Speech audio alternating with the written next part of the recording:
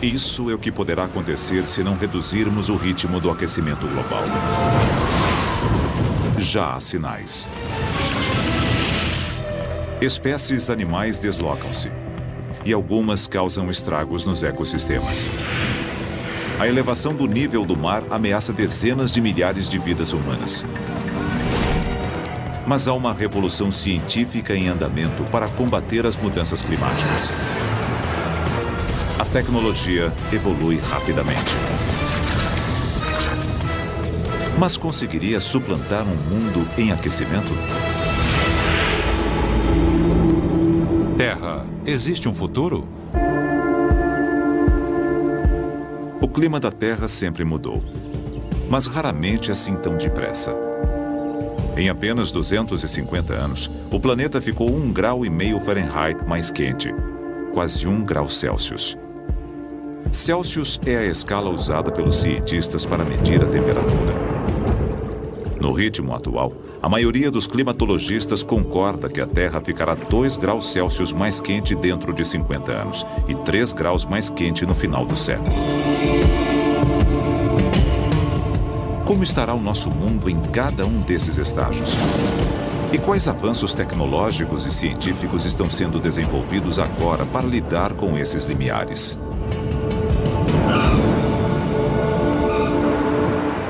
Sabemos o que está causando o problema. Gases estufa, como o metano e o dióxido de carbono, atuam como um cobertor ao redor do planeta.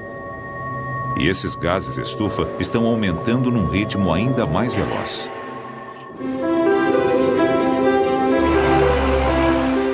Os dados estatísticos vêm de projetos como esse, a 1.100 quilômetros do Polo Sul. O gelo antártico acumulou-se em camadas durante milhões de anos. Vamos lá, descendo. Tudo bem. Peritos britânicos em clima leem o passado perfurando e examinando amostras de gelo ou núcleos. Esse núcleo de gelo tem 750 mil anos de comprimento. Se voltarmos 3/4 de 1 milhão de anos, veremos 8 ciclos climáticos. Isto é, 8 vezes entramos e saímos de uma era glacial. Se analisarmos esses ciclos, veremos o que a temperatura causou. Mas também obteremos o dióxido de carbono, o metano, 2 gases estufa e saberemos seus níveis no gelo. Notamos que são extraordinariamente compatíveis com a temperatura. Eles a registram extremamente bem. Robert Mulvaney é um paleoclimatologista, um dos expoentes mundiais na área. Ele agora examina um núcleo de gelo mais curto ou mais jovem. O que há dentro dele? Ar do século XVIII, anterior à Revolução Industrial. Vou tirar a luva e aquecê-lo. Assim que eu fizer isso, verão as bolhas de ar no gelo. Cerca de 10% do volume do núcleo de gelo é ar. Ele estala à medida que as diminutas bolhas de ar provenientes do manto de gelo profundo explodem devido ao derretimento.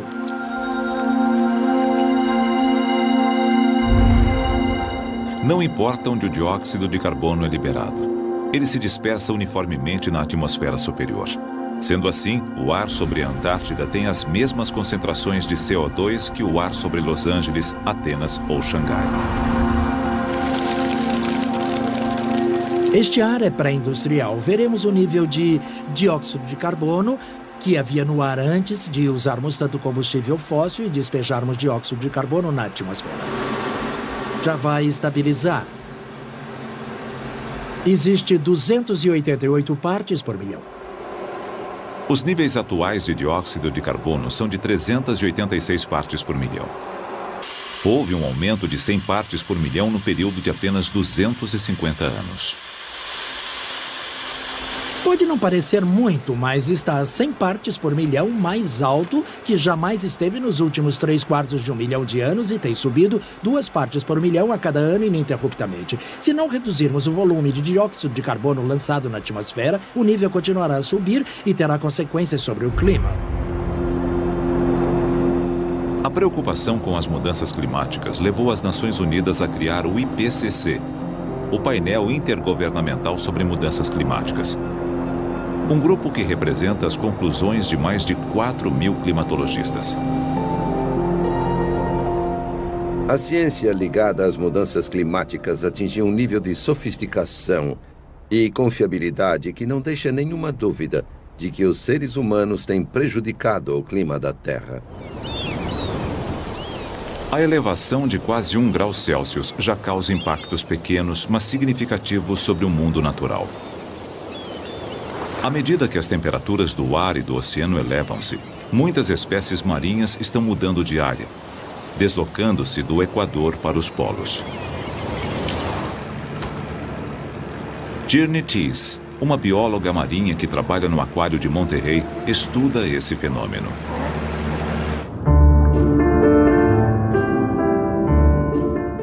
Sua pesquisa concentra-se num dos peixes mais estranhos do mar. O mola-mola, ou peixe-lua, é o peixe ósseo mais pesado do oceano, ultrapassando 4 metros de comprimento. Dá a impressão de que está incompleto. Algumas pessoas acham que sua cauda foi arrancada, mas por que haveria um grande peixe oceânico sem cauda? Esses peixes eram raros nas águas frias de locais como o norte da Califórnia, o sul da Inglaterra e até mesmo o Alasca. Agora são vistos com mais frequência. Para saber até onde estão avançando rumo ao norte, Tierney tem marcado alguns exemplares para registrar seus movimentos. Vamos lá. Temos de nos aproximar discretamente, porque alguns são bem ariscos, enquanto outros permitem a aproximação.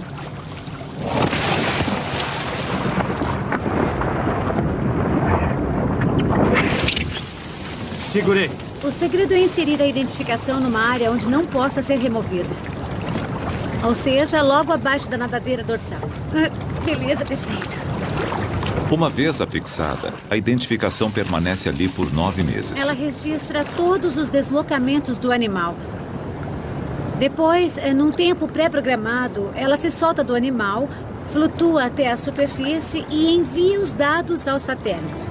O satélite as retransmite aos nossos computadores, permitindo que analisemos todos os dados. 1, 2, 3. Vou empurrar. A pesquisa de Tierney mal começou.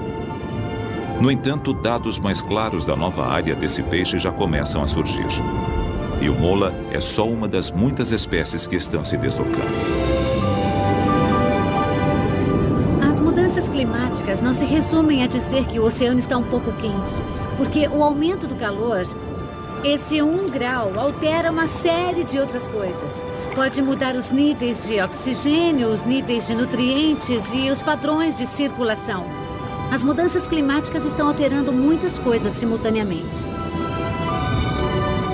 Devido ao aquecimento global, as linhas médias de temperatura estão se afastando do Equador ao ritmo de 64 km por década. Se esse ritmo continuar a aumentar, muitas espécies acabarão extintas porque não conseguirão acompanhar essas mudanças.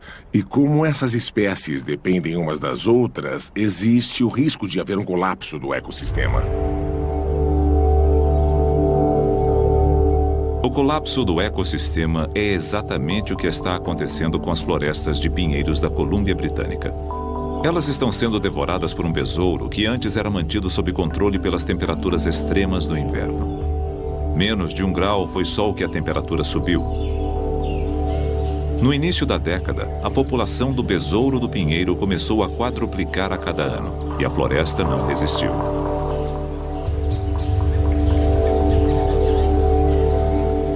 Bill Wilson lidera a pesquisa desse besouro para o Serviço Florestal Canadense.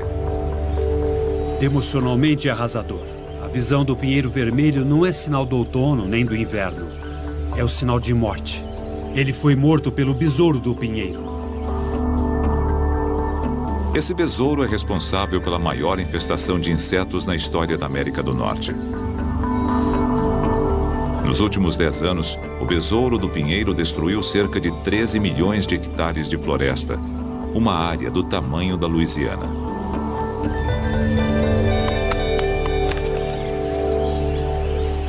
Temos aqui um pinheiro que foi maciçamente atacado pelo besouro.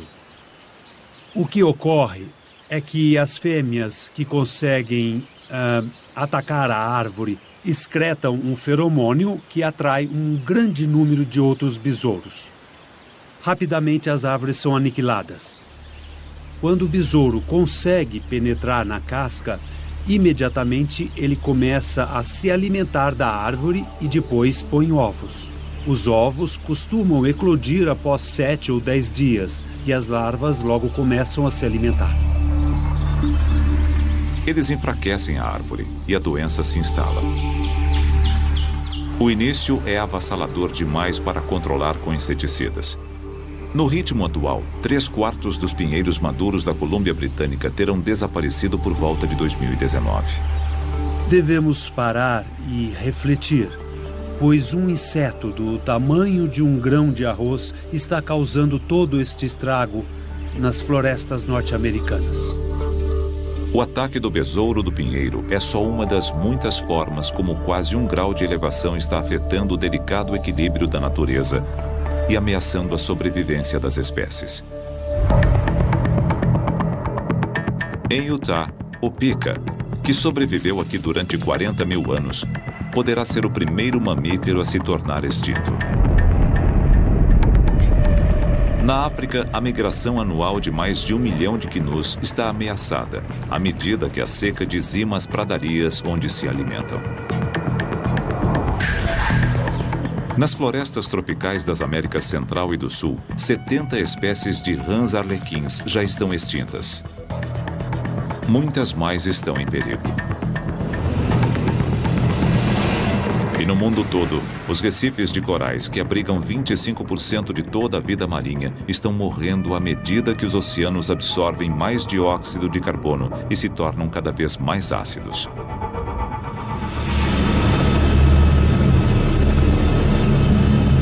De todas as espécies sob ameaça, um animal em particular tornou-se o símbolo das mudanças climáticas.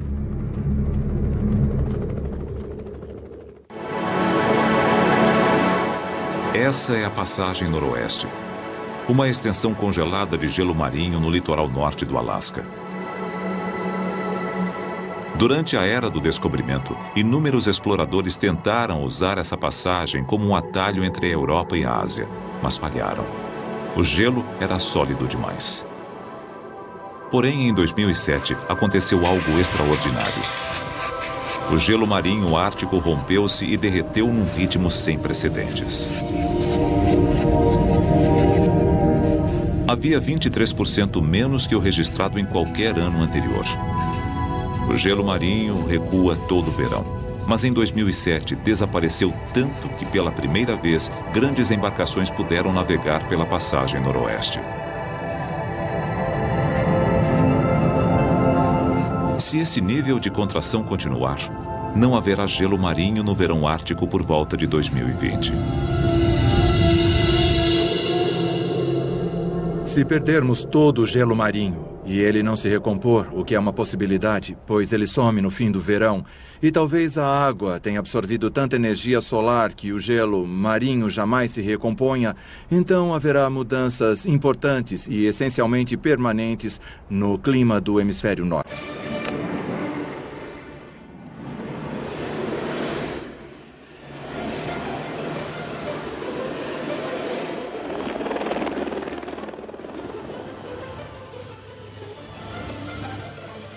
Há 28 anos, o biólogo pesquisador americano Steve Enstrip passa o inverno no Ártico alasquiano, caçando.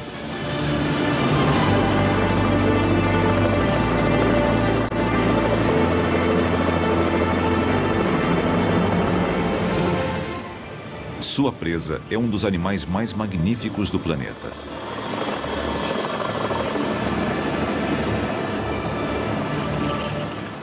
O urso polar é o maior carnívoro terrestre. Esplendidamente adaptado para viver nessa região inclemente, ele não consegue se adaptar às mudanças climáticas. Até mesmo a atual elevação média de 1 grau da temperatura global revela-se exagerada. Eles acharam 2 ursos. Um já tem um número no dorso. E Steve sabe que já foi marcado e estudado.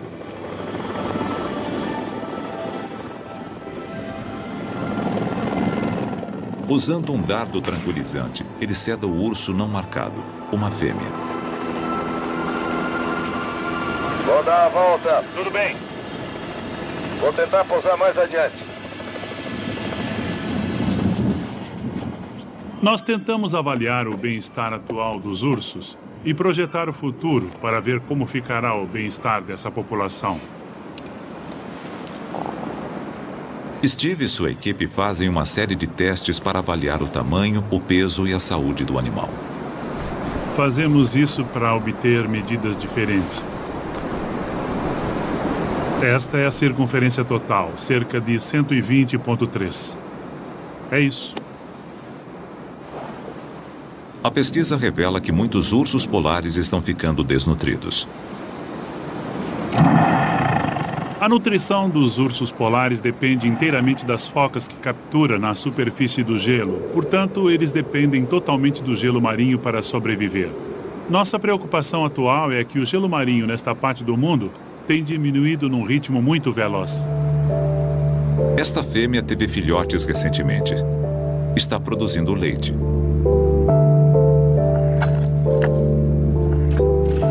Mas também está no cio, o que significa que os perdeu. 4:45. Nossa previsão indica que os ursos polares poderão sumir desta região onde estamos agora nos próximos 50 anos. Eu venho aqui há 28 anos e sempre tive a certeza de encontrar os ursos. Só de pensar que um dia eu possa vir aqui e não ver mais esses ursos é uma coisa inaceitável.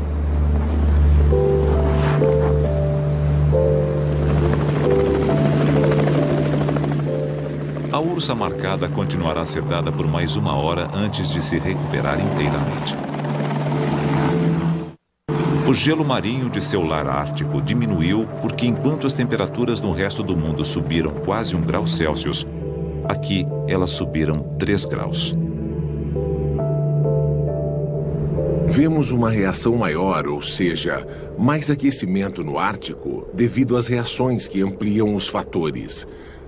Especificamente o albedo da superfície da Terra, que é uma refletância. A quantidade de luz solar que atinge a superfície e é refletida é maior numa superfície branca coberta de neve ou gelo, e se ela derrete, isso expõe uma superfície mais escura que absorve mais luz solar, aumentando o aquecimento e derretendo mais gelo. Sendo assim, há uma mudança maior no Ártico que na média global. O impacto da elevação das temperaturas no Ártico não é sentido só pelos animais.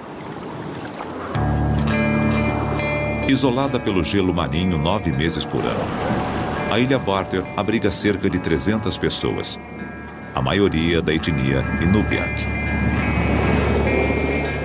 Durante inúmeras gerações, a vida aqui girou em torno da caça dos animais árticos para a alimentação.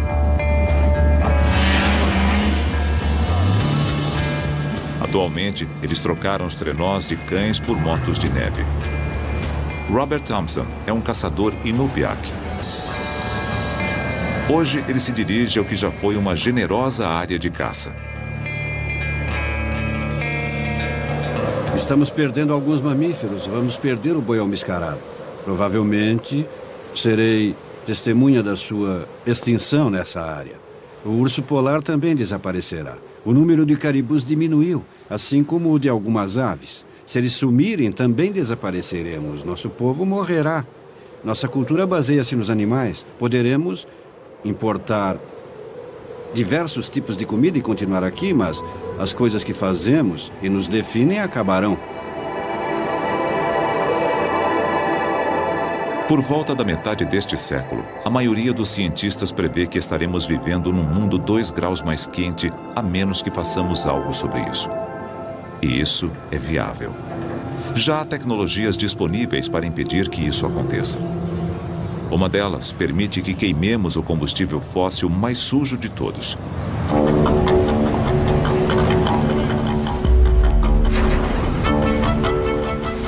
Mais de 1/4 dos gases estufa que produzimos vem dos combustíveis fósseis queimados para gerar eletricidade. Carvão, petróleo e gás natural fornecem energia a quase todo aspecto da nossa vida e parecemos pouco dispostos a reduzi-los. Teremos um aquecimento global de pelo menos 2 graus Celsius se continuarmos, mesmo que por poucos anos, nesse ritmo que enfrentamos agora, porque as economias em expansão no mundo em desenvolvimento crescem muito rapidamente e suas emissões de CO2 também crescem. O crescimento mais rápido ocorreu na China. Recentemente, ela superou os Estados Unidos como o maior emissor mundial de gases estufa. A China constrói 2 grandes usinas de energia movidas a carvão por mês. O carvão poluente movimenta grande parte do desenvolvimento econômico do mundo e gera 41% da eletricidade global.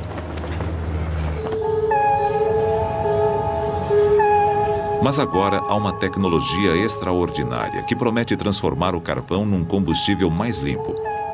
E ela já está em uso. Essa usina de $2 bilhões em Beulah, na Dakota do Norte, fornece energia a 500 mil de lares. Sua fonte de combustível é o carvão local.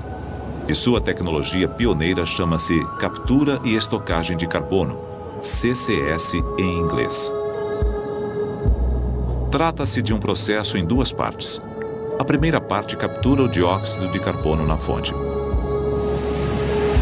Dentro deste cano há CO2 puro. Antes do ano 2000, ao invés de canalizá-lo, ele era lançado no ar através daquela chaminé. Floyd Robb trabalha na usina elétrica. Qualquer bebida gaseificada recebe a adição de CO2. Esta garrafa ficou sob o sol, portanto está quente. Se a sacudirmos, nós aumentamos a pressão. Quando eu libero essa pressão, o CO2 espirra. Utilizamos um processo bem similar aqui na usina de gaseificação, mas usamos metano resfriado. O metanol é um composto químico. Submetido a 70 graus Celsius negativos, ele absorve o dióxido de carbono com muita eficiência. Mas quando o metanol é aquecido e despressurizado, assim como uma garrafa de refrigerante, ele libera o CO2. Aí, ele é capturado e comprimido. Mas esse é só o primeiro estágio do CCS. O verdadeiro desafio é onde estocar bilhões de toneladas de dióxido de carbono.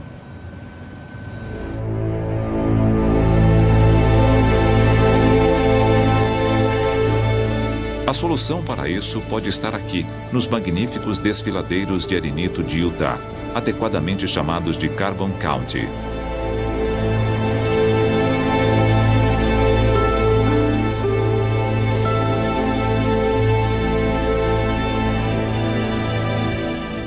Brian McPherson, geofísico da Universidade de Utah, lidera um projeto de pesquisa governamental de $88 milhões, que busca achar um meio de estocar dióxido de carbono em segurança. A solução mais promissora? Injetá-lo no arenito. O arenito é um meio incrível de estocagem, porque embora pareça sólido, na verdade, é muito poroso, há muito espaço poroso. 10 a 15% da rocha matriz é espaço poroso que contém água doce ou salgada. A ideia é injetar CO2, substituir a água por CO2. A equipe de Brian planeja injetar 1 milhão de toneladas de CO2, a produção anual de uma pequena usina elétrica nas formações rochosas a vários quilômetros no subsolo. Nesse desfiladeiro, essas camadas são facilmente vistas. A formação Navarro é uma camada enorme de arenito que aparece ali atrás, na face do penhasco. Abaixo dela temos a formação Cayenta, uma camada com faixas escuras, e logo abaixo a formação Wingate. É nela que faremos o teste de estocagem de alta porosidade e permeabilidade. enquanto a Kayenta, logo acima, tem baixa porosidade e permeabilidade. A ideia é que a Kayenta evite que o CO2 migre para a superfície.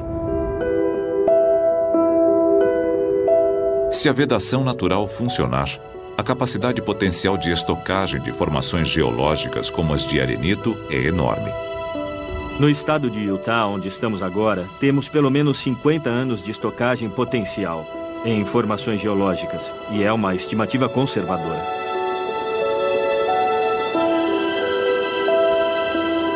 A tecnologia CCS pode nos oferecer benefício máximo e transtorno mínimo.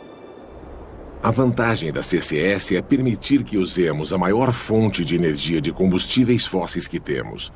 Muitos países já usam o carvão, mas nós precisamos imaginar um meio de usá-lo sem as emissões prejudiciais. Devemos tentar isso enquanto ganhamos tempo para desenvolver energias mais limpas a longo prazo. Mas há um outro obstáculo. Com os custos atuais, essa tecnologia pode elevar as contas de serviços públicos em até 60%. E os estudos do governo só estarão concluídos daqui a 10 anos. Só após 2020, as adaptações dessa tecnologia em grande escala serão consideradas. Mas talvez seja tarde demais. Se não detivermos o aumento das emissões globais em geral até 2015, a maioria dos cientistas concorda que será inevitável a elevação de 2 graus Celsius, resultando em manifestações climáticas jamais vistas.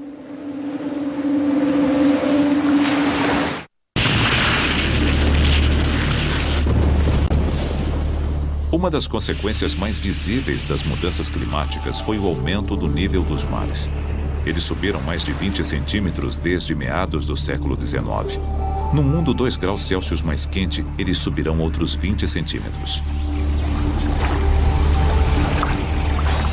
A água, como muitas outras substâncias, expande quando aquecida. E o fato de a superfície do oceano estar mais aquecida que antes significa que está maior do que estava. E só resta a ela ir para cima. O nível do mar sobe por esta razão. Um outro motivo é quando o gelo que estava em terra derrete e corre para o oceano. Os oceanos aquecidos e em expansão trarão outra consequência. Climas extremos e destruidores tornar-se-ão bem mais comuns. 2008 trouxe furacões devastadores como Gustav e Ike. Calcula-se que mais de 100 mil pessoas morreram em Burma devido ao ciclone Nargis. Ninguém relaciona esses eventos diretamente às mudanças climáticas, mas muitos cientistas acreditam que as temperaturas mais altas já estejam contribuindo para a intensidade das tempestades. O calor latente fornece combustível para as tempestades. Tempestades, tornados, tempestades tropicais, furacões. A energia vem do calor latente. As águas mais quentes do oceano provêm mais combustível para as tempestades e elas vão se tornar ainda mais fortes. O impacto destruidor disso será sentido em locais inesperados. Nova York, 8 milhões de pessoas. Uma das maiores e mais ricas cidades do mundo. Os nova-iorquinos gostam de pensar que já viram tudo. Mas num futuro mais aquecido, terão de lidar com inundações regulares e devastadoras.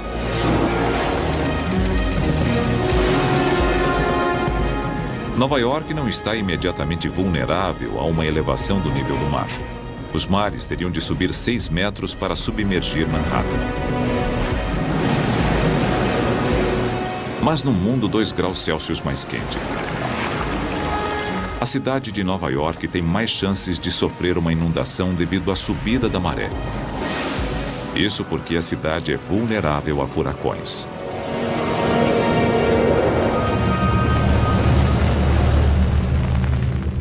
O último de grande porte ocorreu em 1938, quando o chamado Expresso de Long Island raspou Manhattan e atingiu 110 km por hora a nordeste.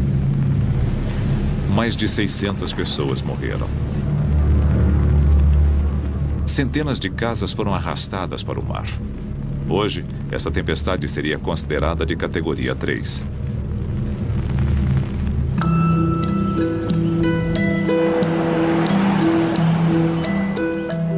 Há muitos furacões anteriores na história de Nova York. O cientista Jeff Donnelly lida com paleotempestologia, o estudo de tempestades antigas.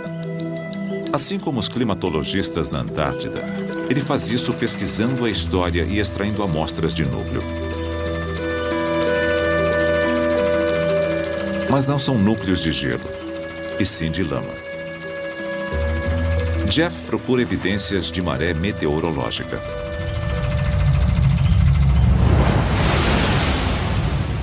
A maré é como um tsunami, provocada pela pressão extremamente baixa no olho do furacão e ventos fortes. Em geral, é o elemento mais destruidor de um furacão.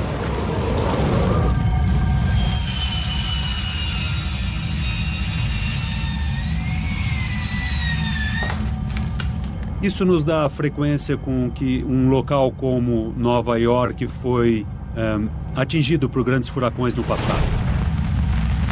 Basicamente, é como ler um livro. Voltamos no tempo.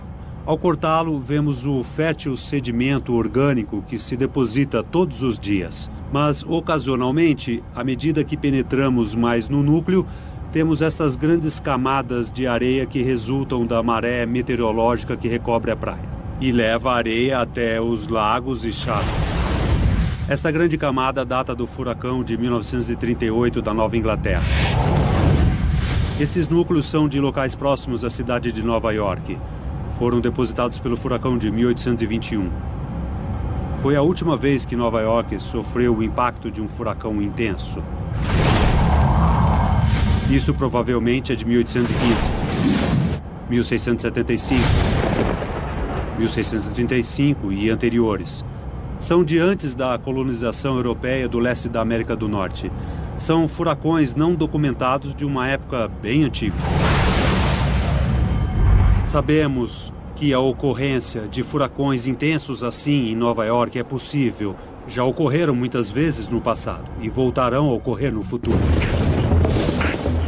Isso indica que a cidade voltará a ser atingida por uma maré meteorológica induzida por furacão. Mas a situação pode piorar. Num mundo 2 graus mais quente, os danos seriam catastróficos.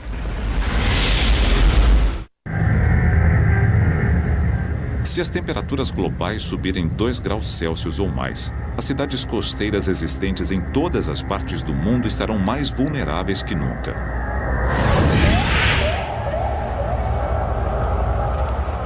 Cynthia Rosenzweig trabalha para o Instituto Goddard de Estudos Espaciais em Nova York.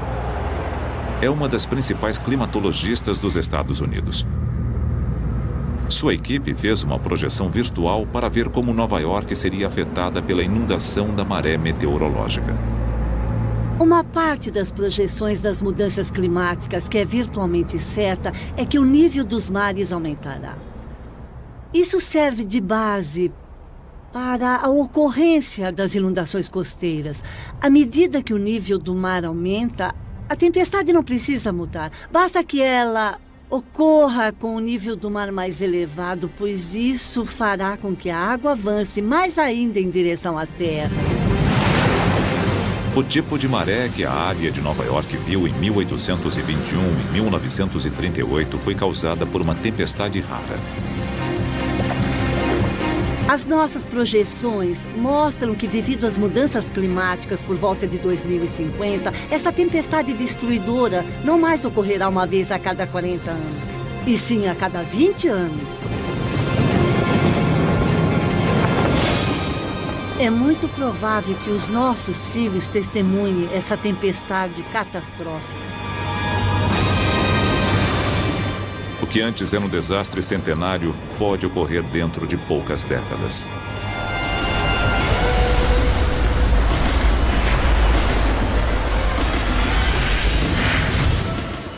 A Bolsa de Valores de Nova York, Wall Street e todo o Baixo Manhattan seriam inundados.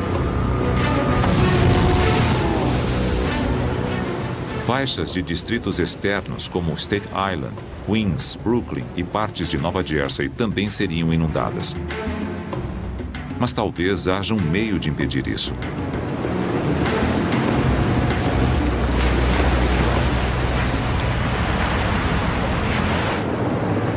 Douglas Hill é um engenheiro que vem pensando num jeito de proteger Nova York.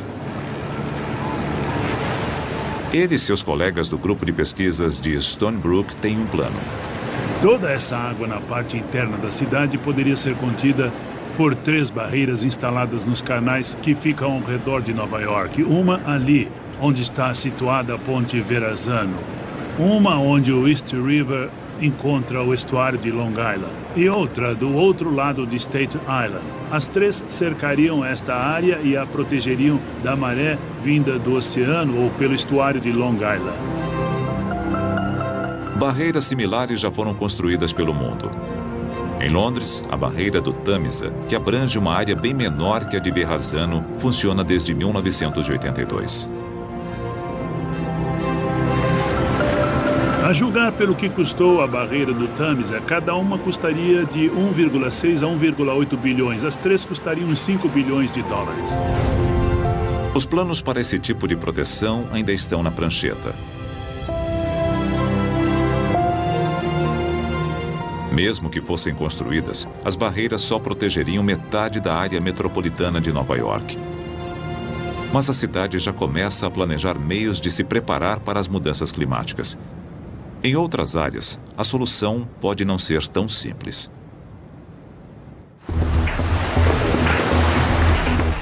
Louisiana, Texas e Carolina do Norte têm vastos trechos de áreas costeiras alagáveis que ficariam submersas se as projeções sobre a elevação do mar se confirmarem. Miami estaria seriamente ameaçada. Grande parte do Everglades, na Flórida, e seu ecossistema singular poderiam desaparecer para sempre.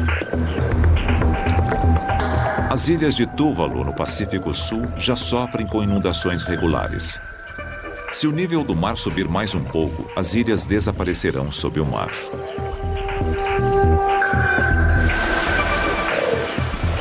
Bangladesh já sofre graves inundações e erosão fluvial. Mais de 3 milhões de pessoas ficaram desabrigadas após o ciclone Sidr, em 2007. Mais de 35 milhões de habitantes estão sob ameaça de serem deslocados. As pessoas mais pobres do mundo são as que mais vão sofrer. Elas enfrentarão muitos perigos causados pelas inundações costeiras, marés meteorológicas, ciclones. Tudo isso teria um impacto destruidor. Embora os países em desenvolvimento sejam os mais severamente afetados, as mudanças climáticas terão impacto sobre todos nós. É um mito achar que as pessoas nos países industrializados dispõem de tanta tecnologia e dinheiro que se adaptarão. Somos vulneráveis. Lembre-se do furacão Katrina, que atingiu o país mais rico e tecnologicamente capaz do mundo. Em consequência do impacto do furacão sobre Nova Orleans, houve um colapso total da sociedade civil, que não conseguimos superar durante semanas, ou melhor, durante meses. Mesmo que achemos um jeito de construir barreiras contra a elevação das águas, há uma mudança climática poderosa contra a qual não há barreiras: a seca e o avanço progressivo dos desertos. O mundo, 2 graus Celsius ou 3,5 graus Fahrenheit acima da temperatura de um século atrás, deverá ser um lugar muito mais quente, mais úmido em muitas áreas, porém mais seco em outras. Um mundo onde os incêndios poderão ser um problema quase incontrolável naquelas áreas mais propensas a eles.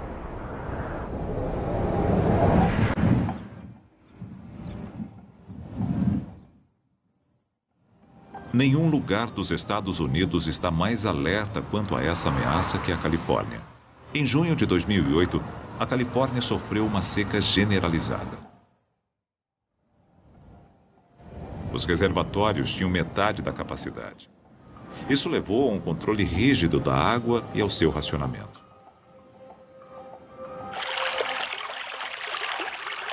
Grande parte da água da Califórnia vem da neve e do gelo de Sierra Nevada. E essa fonte está em declínio. A evidência mais assustadora disso é o derretimento das geleiras da montanha. Em 1885, a geleira Dana era 75% maior do que é hoje.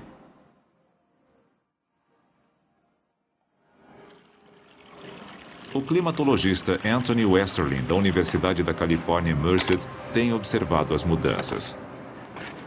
A geleira Dana é muito importante porque serve de símbolo do que está acontecendo com a neve e o gelo de Sierra Nevada e outras cordilheiras do mundo, devido às temperaturas mais quentes. Como a geleira acumula água e gelo durante vários anos, uma grande parte do nosso suprimento de água é estocada em forma de gelo nas montanhas todos os anos e derrete no fim da primavera, começo do verão. Dependemos desse escoamento para abastecer as fazendas e as cidades. O aquecimento global já antecipou a primavera em Sierra Nevada.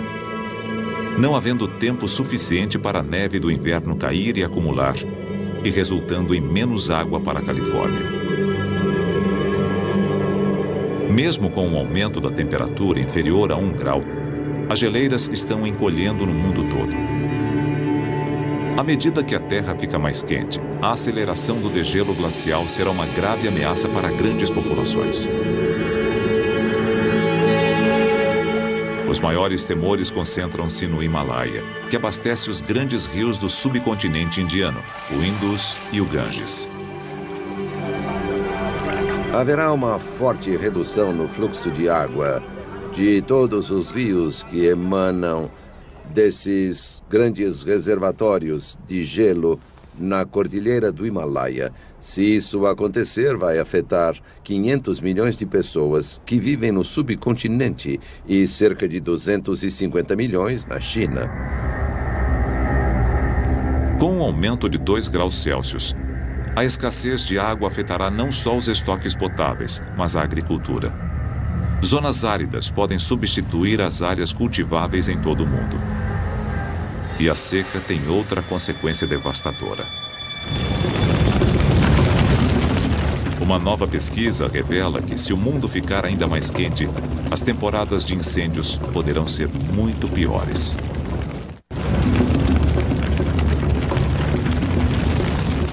Os incêndios da Califórnia no verão de 2008 foram os piores já registrados na história. This is our nightmare. I'm just scared. My kids and my grandkids, I'm just scared. It's just unbelievable what it's like when you see all those flames coming right at you. Houve mais de 4.000 deles. Mais de 600 milhões de hectares queimados. 16 pessoas perderam a vida. A Califórnia ficou em estado de emergência por 5 semanas.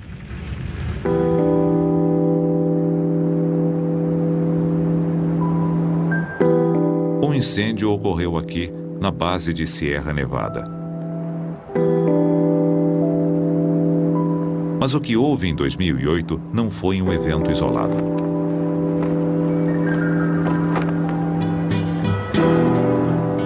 A pesquisa de Anthony Westerling revelou uma tendência alarmante. Houve um aumento tremendo e radical na duração da temporada de incêndios no oeste dos Estados Unidos. Duraram bem mais de 2 meses. Ocorrem bem mais tarde no outono e bem mais cedo na primavera. Não só os Estados Unidos sofrerão incêndios mais frequentes e intensos. Eles serão um grande problema em locais como Austrália, Rússia e África do Sul. Na Europa, além dos incêndios, haverá ondas de calor e seca. No mundo 2 graus mais quente, o deserto de Saara irá se deslocar para o norte em direção à Espanha. Locais que agora são apenas quentes irão se tornar inabitáveis.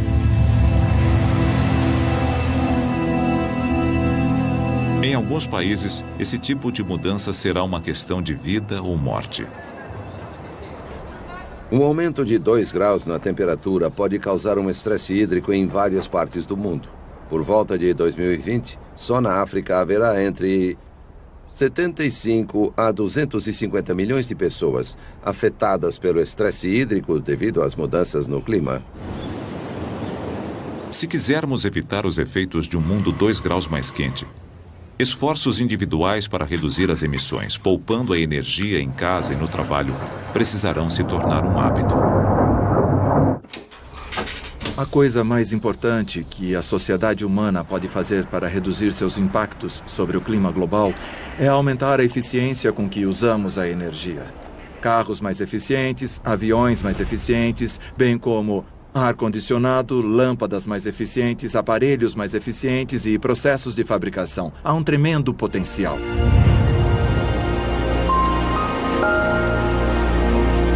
Nos Emirados Árabes Unidos, esse trabalho já começou num projeto que leva a eficiência energética a um outro patamar. A cidade ecológica de Masdar. Ela estará concluída por volta de 2016. E será assim. 50 mil pessoas viverão e trabalharão aqui. A cidade será abastecida por tecnologias limpas, portanto, estará livre do carbono. Não haverá carros em Masdar. Seus moradores vão se deslocar em cápsulas sem condutor. Pode parecer ficção científica, mas todas as tecnologias planejadas para ela já foram desenvolvidas. Masdar irá reuni-las e nos dar uma visão precoce de como poderemos viver no futuro. Uma tecnologia futurista e limpa já está em uso em Xangai, na China. Esse trem não tem locomotiva. E sua ausência significa potencialmente nenhuma emissão de gás estufa. Esse é o primeiro trem comercial maglev de alta velocidade do mundo. Ele se desloca a 430 km por hora. Ou seja, a jornada de 30 km do aeroporto de Xangai até o centro leva menos de 8 minutos. Maglev deriva de levitação magnética. Esse trem literalmente flutua no ar.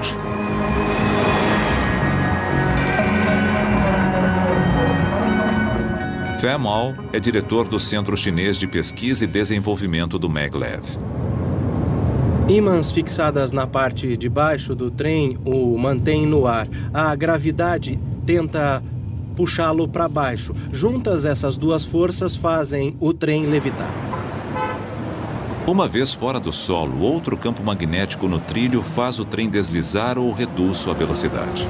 O trem reduziu sua fricção e, com isso, sua eficiência foi aumentada e, então, ele viaja mais depressa. Maglev não é uma tecnologia barata devido ao custo do assentamento do trilho de guia. Os trilhos antigos teriam de ser substituídos, mas os benefícios seriam enormes.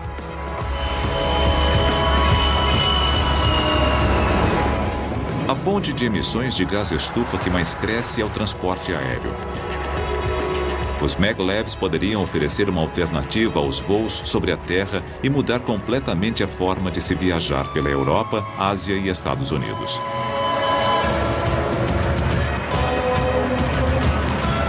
Mas isso não acontecerá imediatamente.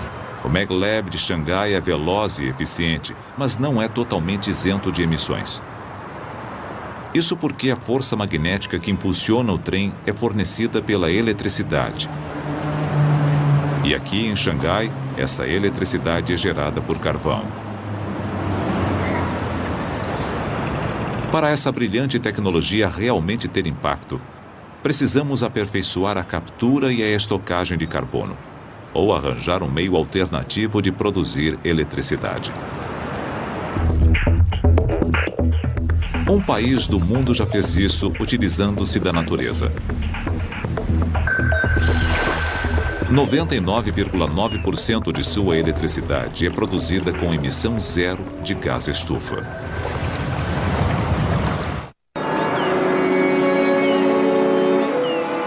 A Islândia é afortunada. Ela situa-se bem em cima de uma caldeira geológica.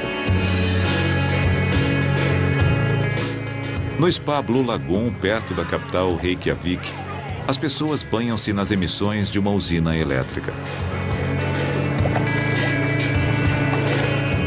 Essa é a água residual da usina elétrica geotérmica de Svartsengi. Ela não produz gases estufa. Aqui, água superaquecida do solo profundo emerge como vapor acionando as turbinas de eletricidade. A força geotérmica está disponível em locais como a Islândia, onde há muita atividade vulcânica. Eles não dependem mais dos combustíveis fósseis para obter eletricidade.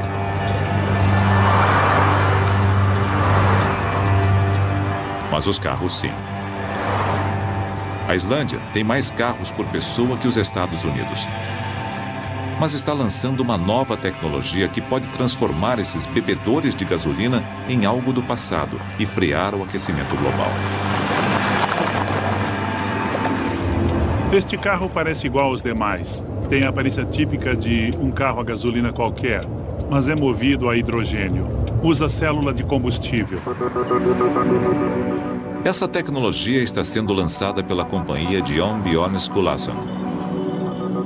Eles operam 13 protótipos de carros a hidrogênio. Sob o capô, uma célula de combustível divide o hidrogênio em prótons e elétrons, seus componentes subatômicos básicos. Os elétrons percorrem um circuito e são convertidos em energia elétrica acionando o motor. As células de combustível são um grande avanço em relação às baterias que movem os carros elétricos atuais. A vantagem de um carro a hidrogênio é que pode ser reabastecido em 3 ou 4 minutos. E o seu desempenho é similar ao que temos nos carros a gasolina. A diferença em relação aos carros a bateria é que estes costumam levar de 5 a 6 horas para reabastecer e só tem metade do desempenho de um carro a hidrogênio. Reykjavik tem seu próprio posto de hidrogênio. Aqui, o combustível de hidrogênio é feito por uma máquina chamada eletrolisador. A matéria-prima básica é a água. A unidade está conectada à água e eletricidade. Os eletrólitos separam a água em hidrogênio e oxigênio. O oxigênio evapora-se na atmosfera. Aí purificamos o hidrogênio. Ele entra num compressor, pois tem um volume muito maior. Para termos energia suficiente num veículo, temos que comprimir o hidrogênio. Uma vez comprimido, o hidrogênio pode ser bombeado diretamente para o carro. E a única emissão é o líquido que entrou no eletrolisador. Água pura, excelente. O combustível de hidrogênio é um avanço empolgante. Não só por dispensar perfurações, pois só necessita de água. Mas ainda há obstáculos consideráveis a superar. No momento, a produção desse combustível exige muita eletricidade. Então não há vantagem, a menos que, assim como ocorre na Islândia, a energia usada para criá-lo seja livre de emissões.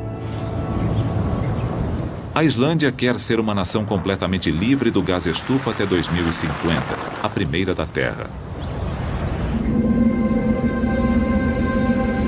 Mas, para os outros países que não estão sobre um estoque inesgotável de energia geotérmica, há uma fonte de energia limpa já disponível: o Sol.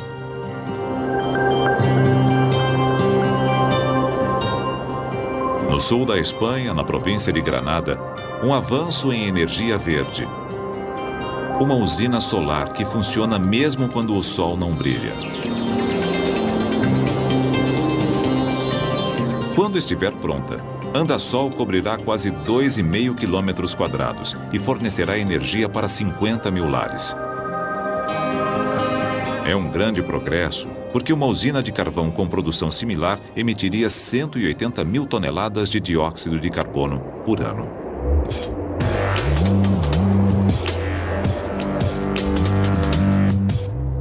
Os 210 mil espelhos da usina estão curvados para se concentrarem nesses tubos.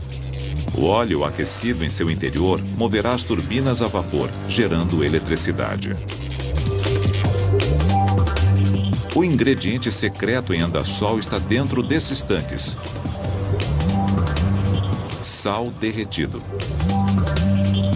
O sal conduz e armazena o calor extremamente bem. O excesso de calor gerado durante o dia é absorvido pelo sal. À noite, esse calor armazenado gera vapor para manter as turbinas funcionando.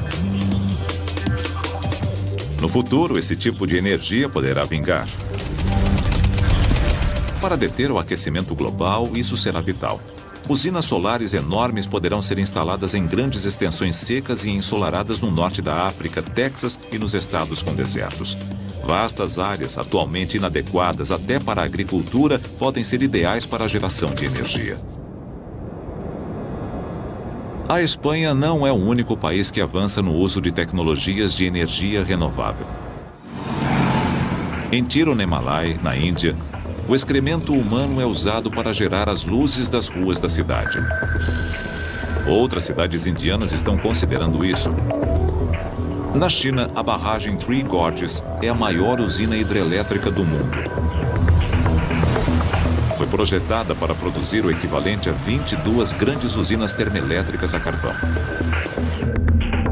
No Reino Unido, os cientistas estão tentando fundir átomos num processo que imita o Sol. Se conseguirem, o potencial para a fusão nuclear é vasto. 900 gramas de combustível de fusão produzem a mesma quantidade de energia que 9.000 toneladas de combustíveis fósseis. Todas essas tecnologias são um passo na direção certa. Mas há outra fonte de gases estufa que ainda não foi enfrentada.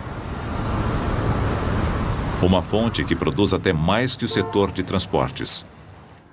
A pecuária. A pecuária mundial é responsável por uma parcela assombrosa das emissões de gás estufa. 18%. É mais do que é liberado por aviões, navios e carros combinados. Isso porque a produção de carne e laticínios precisa cada vez mais de áreas desmatadas para pastagens. E uma quantidade imensa de energia é necessária para produzir a alimentação dos animais e transportar a carne. Os próprios animais são fonte de um gás, o metano. Uma vaca adulta em lactação emite quase 400 litros de metano por dia. Sendo um gás estufa, o metano captura o calor do dióxido de carbono mais de 20 vezes. Então, é crucial refreá-lo. Numa câmara hermética especial, Christopher Reynolds, da Universidade de Reading, na Grã-Bretanha, estuda as emissões dos animais cientificamente. O metano produzido é o resultado da fermentação do alimento do gado por micro-organismos. Micróbios que produzem metano em seu estômago. E esses micróbios ajudam a digerir a alimentação consumida pelo gado, mas um dos subprodutos é o metano.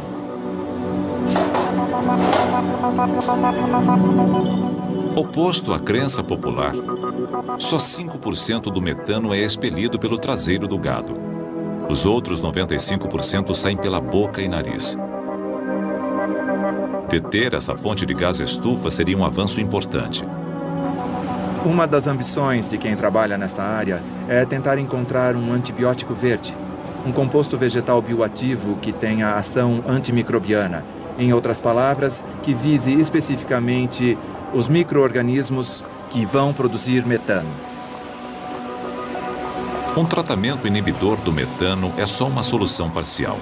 Uma forma muito melhor de reduzir o aquecimento global seria se todos parassem de comer carne.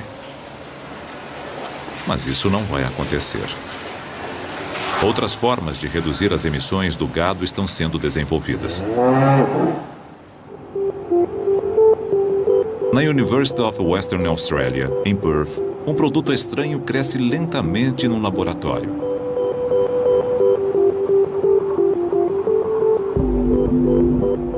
Oran Katz trabalha no Departamento de Ciências Biológicas. Ele está fazendo uma das primeiras carnes artificiais do mundo. Quando cultivamos essas células, costumamos nos referir a elas como semivivas, porque não estão plenamente vivas. Não são um animal, mas uma parte viva de um animal mantida num ambiente artificial. Essa carne artificial foi obtida das células musculares de um cordeiro, mas poderiam ser células de qualquer animal. As células foram cultivadas numa solução nutritiva composta de plasma sanguíneo derivado do gado.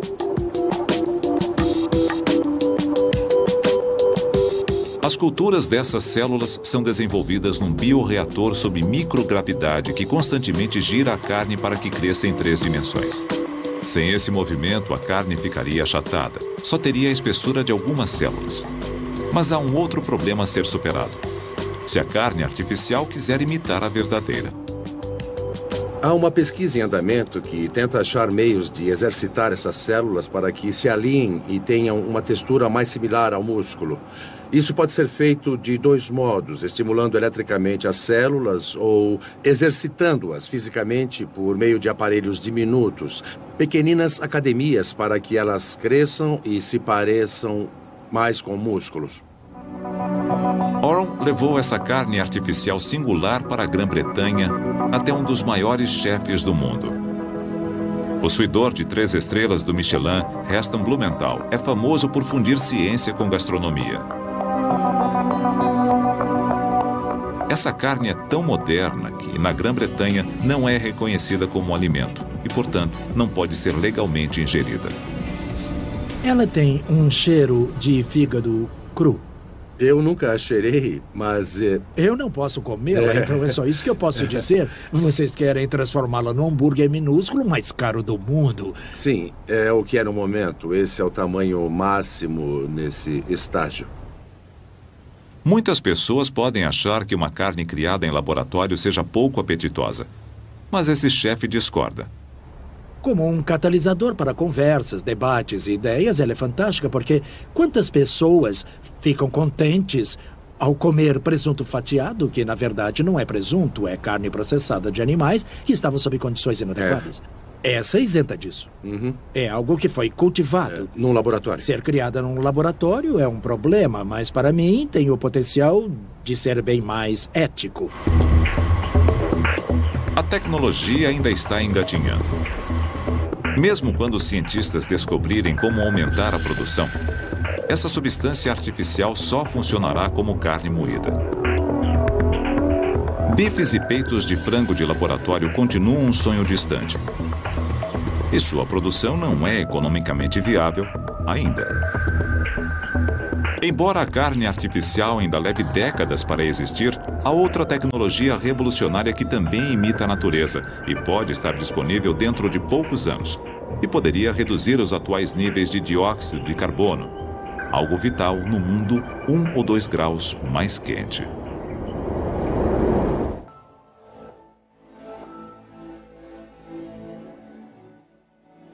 As árvores absorvem o dióxido de carbono através da fotossíntese.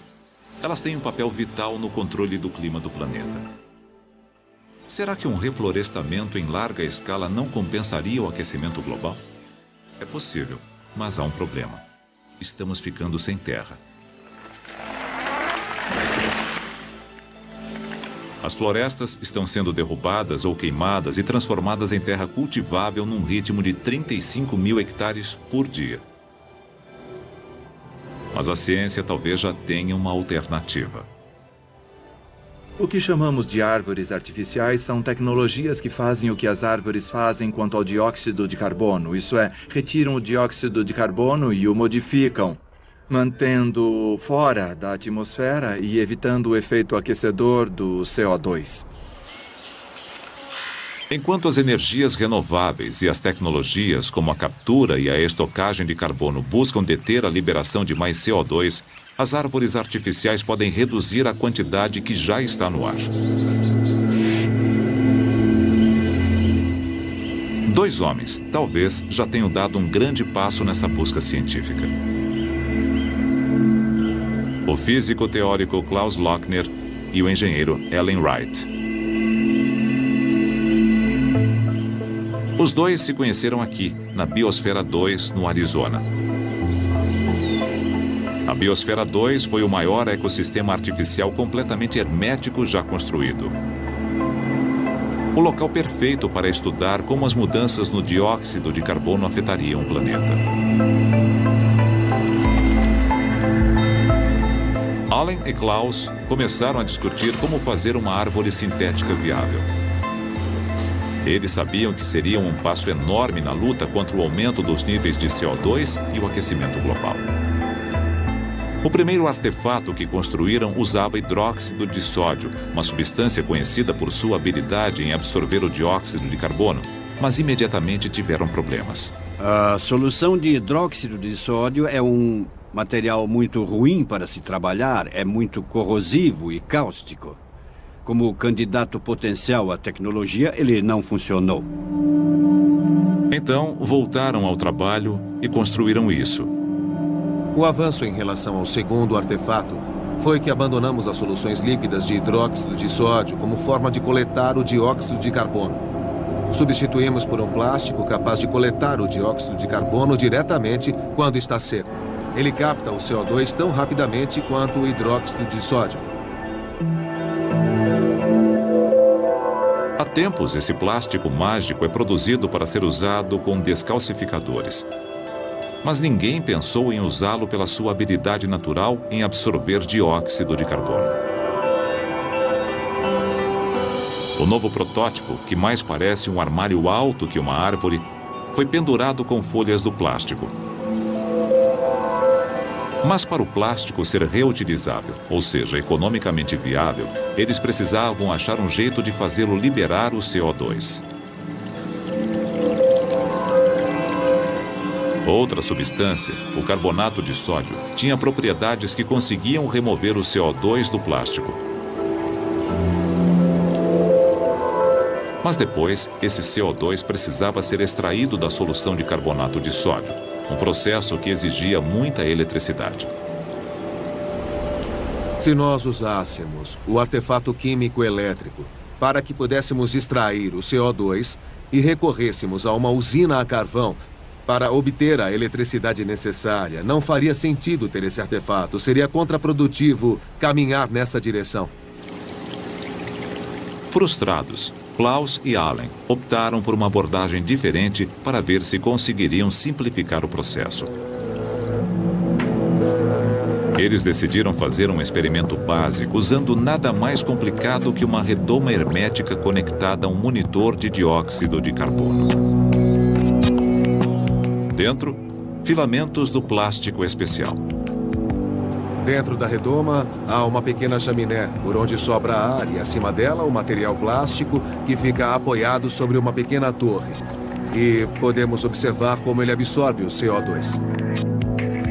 Como já esperavam, o plástico imediatamente começou a absorver o dióxido de carbono, reduzindo a quantidade na redoma. Depois fizeram algo que não haviam considerado anteriormente. Eles mergulharam o plástico, não numa solução química, mas em água pura. Vou recolocá-lo sobre a pequena torre e lacrar bem a redoma para o ar não escapar. O que houve a seguir foi extraordinário. O plástico liberou o CO2 absorvido. Os níveis de dióxido de carbono dentro da redoma relacrada começaram a subir de 388 partes por milhão, o nível atual presente no ar, para 540, 730 e, finalmente, 1.100 partes por milhão. Percebemos que este material, o plástico que usamos, absorve o CO2 quando está seco e volta a liberá-lo quando está molhado. Só é preciso usar água. Não é preciso lavá-lo com carbonato de sódio. Basta expô-lo à água. É um daqueles momentos da descoberta em que você se dá conta do que ocorre e percebe as implicações da descoberta. É um momento bem assombroso. Agora que obtiveram sucesso, Allen e Klaus estão projetando e construindo uma árvore artificial em grande escala. Depois de pronta, terá um tambor central contendo painéis do plástico especial e um sistema de controle de umidade. Alterando os níveis de umidade, a árvore artificial absorverá e depois liberará o CO2 para a estocagem permanente. O processo não exige substâncias químicas, só uma pequena quantidade de energia e um fornecimento de água. A visão do futuro em relação a essas árvores artificiais é que elas capturam o dióxido de carbono que ninguém mais consegue capturar. Essa é a vantagem, é o ponto forte. Uma única árvore absorverá cerca de 1 tonelada de dióxido de carbono por dia, quantia gerada por 75 carros. 60 milhões delas poderiam potencialmente absorver todo o CO2 que emitimos atualmente. Mas a boa notícia não termina aí. Essa é uma das poucas opções disponíveis para que nós possamos reduzir o dióxido de carbono que existe na atmosfera, recuando do nível atual ou daquele que teremos daqui a 50 anos para um nível considerado seguro. Todo esse dióxido de carbono absorvido precisa, obviamente, ser posto em algum lugar. E é aí que outras tecnologias novas entram em cena, como o armazenamento geológico de CO2 que está sendo testado em Utah. Como os níveis de dióxido de carbono são os mesmos em todo lugar do planeta, florestas de árvores artificiais poderiam ser plantadas bem em cima dos melhores locais de estocagem.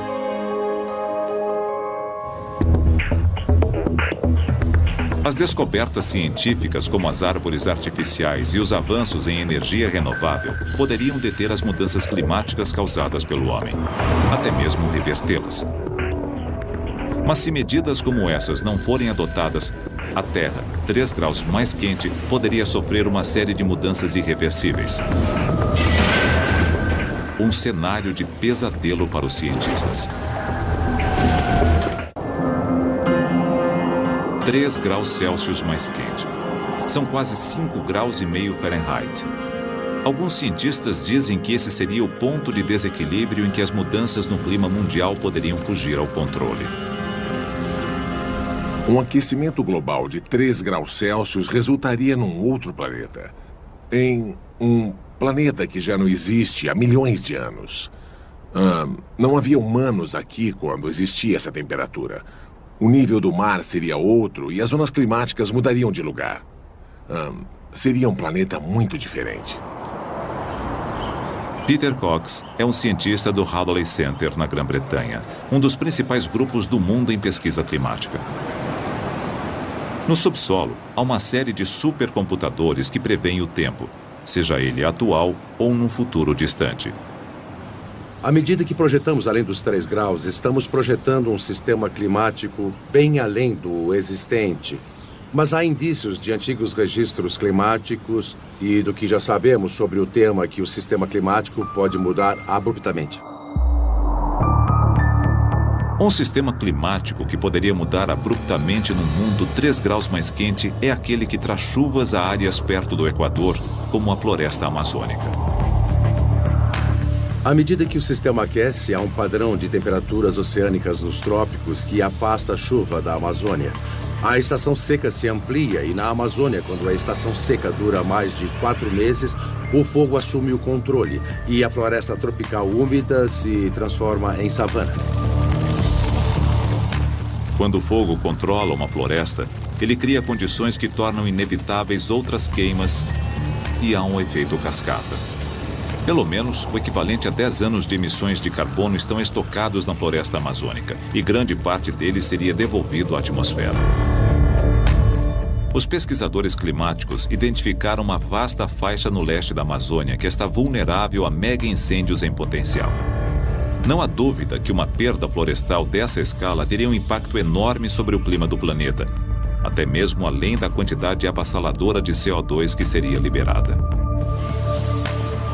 A perda da Amazônia, obviamente, seria uma catástrofe absoluta para as pessoas que vivem lá e aniquilaria um dos ecossistemas mais diversos da Terra. As consequências não afetariam só aquela região, mas o mundo todo, porque a Amazônia faz parte do motor que faz a circulação atmosférica através dos trópicos. os padrões climáticos globais poderiam ser dramaticamente alterados, gerando um impacto imprevisível em todo o hemisfério norte. Em algumas partes do mundo, essa mudança poderia até cessar as chuvas sazonais. Com um aumento de 3 graus Celsius, a floresta amazônica não seria o único ecossistema perdido. Também afetaria a chamada zona permafrost, que se estende do Alasca até a Sibéria e o norte da Europa. O permafrost é o solo que está congelado desde a Era do Gelo. Dentro dele estão aprisionadas camadas e mais camadas de matéria orgânica que nunca se decompôs inteiramente.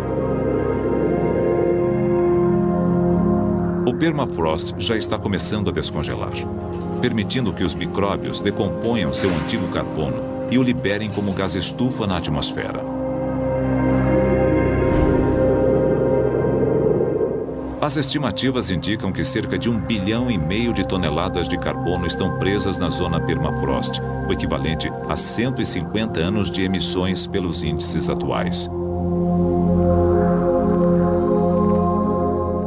E o pior, há uma quantidade desconhecida de metano contida no permafrost, o gás estufa que é 20 vezes mais perigoso que o CO2. Imaginemos a pior hipótese, um tipo de realimentação positiva em que liberamos no ar gases estufa, aquecemos o sistema.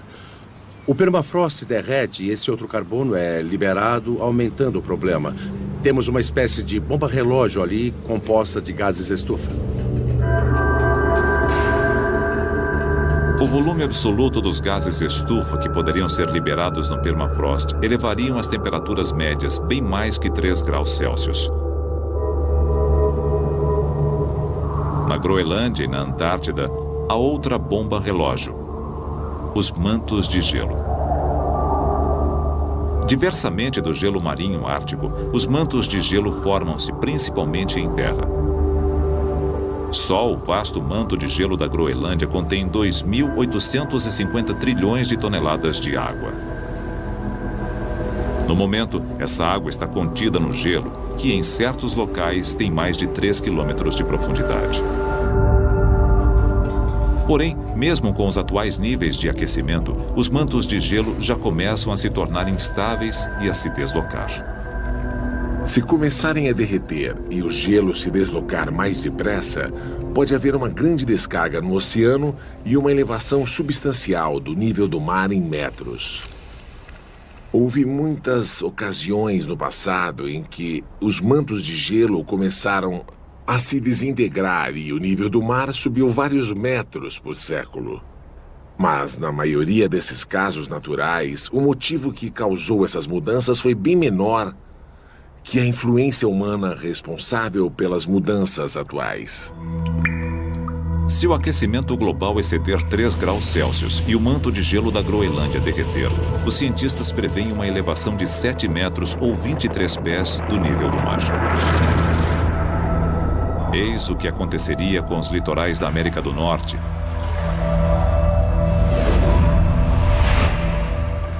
da Europa e da Ásia. O derretimento dos mantos de gelo é outro evento climático que geraria um ciclo de realimentação. Assim como os mega-incêndios na Amazônia, ele aceleraria o aquecimento. E isso nos leva de volta ao efeito albedo. Se a superfície branca reflexiva do gelo desaparecer, todo o calor solar será absorvido e o clima da Terra ficará ainda mais quente. Poderíamos usar nossas cidades para reverter isso? E se pintássemos o mundo de branco para substituir o efeito refrescante das calotas de gelo polar da Groenlândia?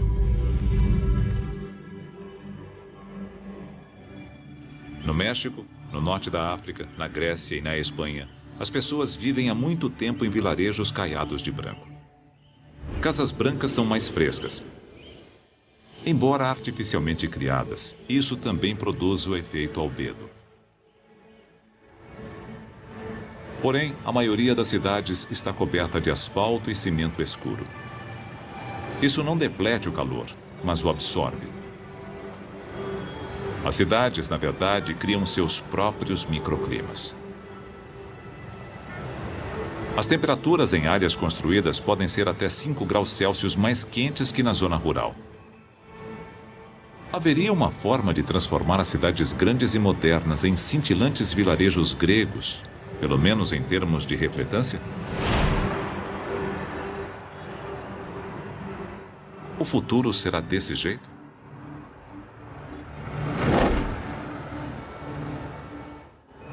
Não só as cidades, mas as roupas, os veículos e até as plantas. Poderíamos modificar geneticamente nossos cultivos e pastagens para serem mais claras, projetá-las para refletir a luz do sol. Essas medidas simples poderiam produzir talvez meio watt de resfriamento por metro quadrado, que é cerca de 1/3 do aquecimento gerado pelo dióxido de carbono. Não resolve totalmente o problema, mas nos dá algum tempo. Se estamos ameaçados por um tipo de futuro extremo causado pelos pontos de desequilíbrio climático, nossa única esperança é adotar medidas emergenciais de resfriamento como um mundo branco.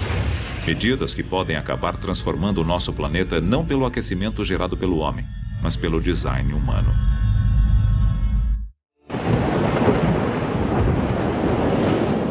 O paralelo mais próximo do nosso aquecimento atual ocorreu há 55 milhões de anos. Depois, o clima ficou 6 graus Celsius mais quente, mas num ritmo bem mais lento que o atual. Os efeitos foram catastróficos e incluíram extinções em larga escala nos oceanos. Nosso planeta levou 100 mil anos para se recuperar. Se o ritmo atual de aquecimento não puder ser detido, mudanças extraordinárias terão de ser feitas. É onde entra a geoengenharia. As pessoas têm ficado cada vez mais interessadas na possibilidade de estruturar a Terra para compensar os efeitos do aquecimento que temos imposto sobre o clima. Precisamos considerar essas opções porque talvez não consigamos fazer o suficiente em relação às abordagens mais convencionais e precisemos recorrer a medidas mais extremas. Uma dessas medidas extremas chama-se semeadura de enxofre. A semeadura de enxofre envolve nada menos que declarar guerra à atmosfera do planeta. Quando os vulcões têm grandes erupções, eles lançam milhões de toneladas de partículas de sulfato, criando um filtro solar atmosférico. Esses eventos reduziram as temperaturas globais em mais de meio grau Celsius. Isso ocorreu quando o Monte Pinatubo entrou em erupção nas Filipinas em 1991. Se pudéssemos achar uma forma de imitar isso, criando um escudo de enxofre que envolvesse a Terra, poderíamos resfriar o planeta.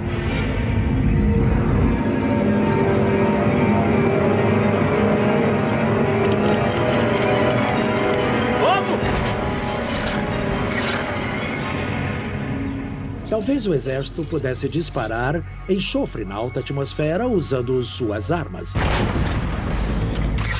Desde que ele seja continuamente posto lá, teríamos um escudo que reflete parte da energia solar, além de nos dar belos crepúsculos, mas também provocaria outras coisas. Todos conhecem o problema que tivemos com a destruição do ozônio quando, inadvertidamente, mexemos com a química da estratosfera e afetamos a camada de ozônio. Não sabemos o que aconteceria com a química da estratosfera, mas ela seria afetada. Atualmente, outras medidas extremas estão sendo estudadas no mundo todo.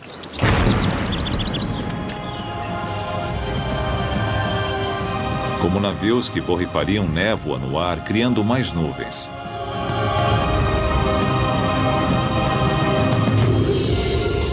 A ideia mais ambiciosa soa como ficção científica.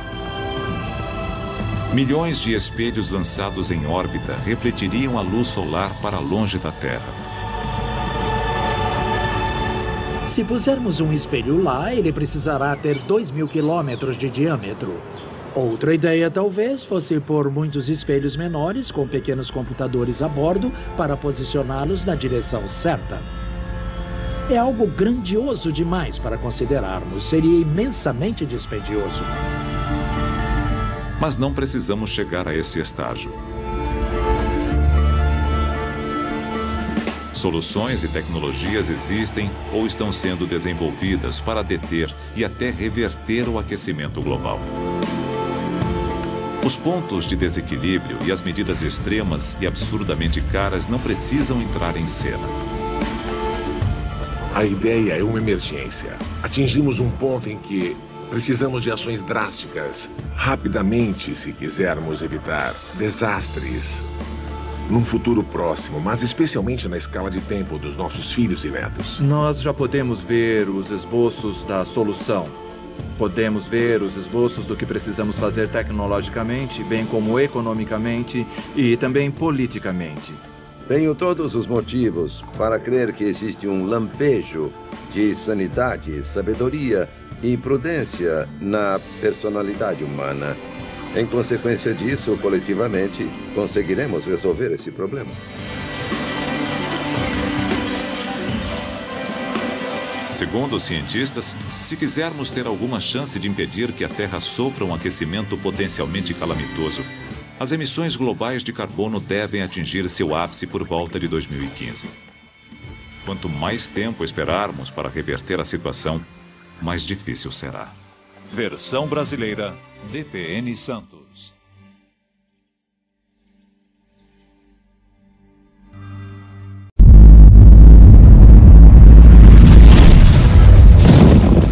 Isso é o que poderá acontecer se não reduzirmos o ritmo do aquecimento global. Já há sinais. Espécies animais deslocam-se e algumas causam estragos nos ecossistemas. A elevação do nível do mar ameaça dezenas de milhares de vidas humanas. Mas há uma revolução científica em andamento para combater as mudanças climáticas. A tecnologia evolui rapidamente. Mas conseguiria suplantar um mundo em aquecimento? Terra, existe um futuro? O clima da Terra sempre mudou, mas raramente assim tão depressa. Em apenas 250 anos, o planeta ficou 1,5 graus Fahrenheit mais quente, quase 1 grau Celsius. Celsius é a escala usada pelos cientistas para medir a temperatura. No ritmo atual, a maioria dos climatologistas concorda que a Terra ficará 2 graus Celsius mais quente dentro de 50 anos e 3 graus mais quente no final do século. Como estará o nosso mundo em cada um desses estágios? E quais avanços tecnológicos e científicos estão sendo desenvolvidos agora para lidar com esses limiares?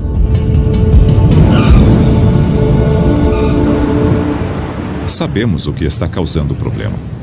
Gases estufa, como o metano e o dióxido de carbono, atuam como um cobertor ao redor do planeta. E esses gases estufa estão aumentando num ritmo ainda mais veloz.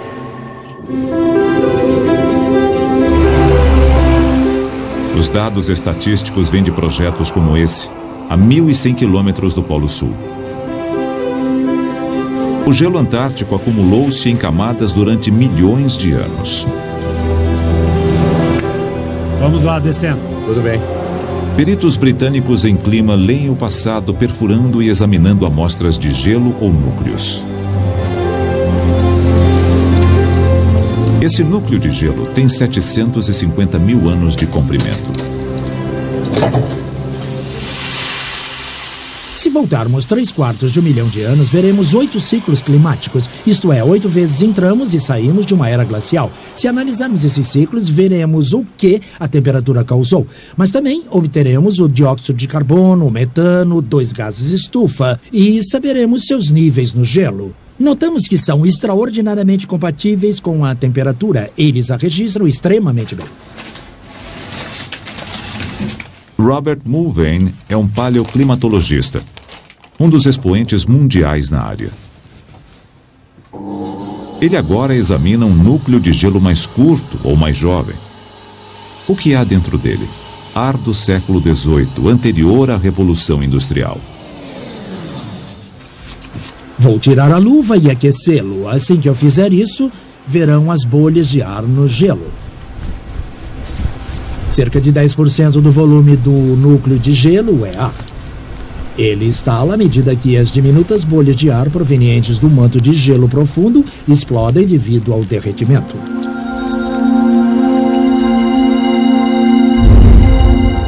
Não importa onde o dióxido de carbono é liberado. Ele se dispersa uniformemente na atmosfera superior. Sendo assim, o ar sobre a Antártida tem as mesmas concentrações de CO2 que o ar sobre Los Angeles, Atenas ou Xangai. Este ar é pré-industrial. Veremos o nível de dióxido de carbono que havia no ar antes de usarmos tanto combustível fóssil e despejarmos dióxido de carbono na atmosfera. Já vai estabilizar. Existe 288 partes por milhão. Os níveis atuais de dióxido de carbono são de 386 partes por milhão. Houve um aumento de 100 partes por milhão no período de apenas 250 anos. Pode não parecer muito, mas está a 100 partes por milhão mais alto que jamais esteve nos últimos 3/4 de um milhão de anos e tem subido 2 partes por milhão a cada ano ininterruptamente. Se não reduzirmos o volume de dióxido de carbono lançado na atmosfera, o nível continuará a subir e terá consequências sobre o clima. A preocupação com as mudanças climáticas levou as Nações Unidas a criar o IPCC, o Painel Intergovernamental sobre Mudanças Climáticas.